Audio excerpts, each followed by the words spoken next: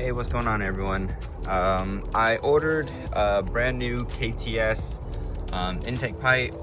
Of course, the stock ones, they're plastic and stuff. Mine's actually in pretty good condition, but I wanted a new intake pipe, and I wanted to maintain one that had.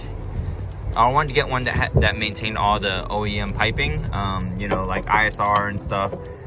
They sell a pipe that doesn't have these fittings and stuff. I guess most people kind of do away with it. I'm actually running the stock recirculation valve and all that. So I'm even on the OEM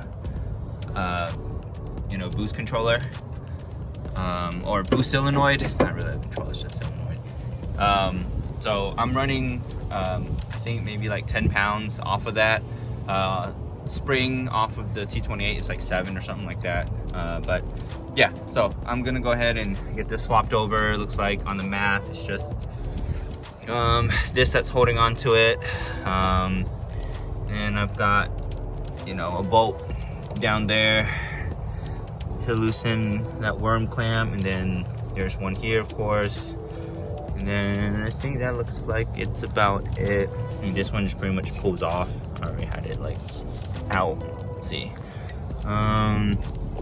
Let's see. So there's this back one. Oh, and that one down there, it's got a spring-loaded clamp, constant tension spring clamp, whatnot, whatever you call it. I'm gonna take that off.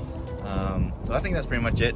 It's pretty simple, I mean, it's new. I don't want to spray paint it black and match everything else, but it is what it is. Go ahead and get that switched over. Okay, so I got the stock piping out. Like I said, it's just that one that's holding it to the turbo, some miscellaneous hoses, and then this one holds to the mat. So I have these. I guess I gotta match up. Looks like the stock hose should be able to fit over it.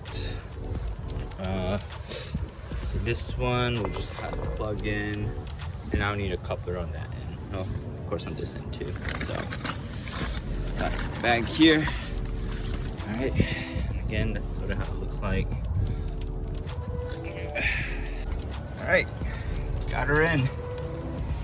That blue I guess it kind of matches the coil packs, but it kind of stands out and looks a little weird, but cool. Pretty happy with it. Yeah, like it. Got the hard pipe now instead of the plastic, and is actually a little bigger in diameter too, so that's pretty cool.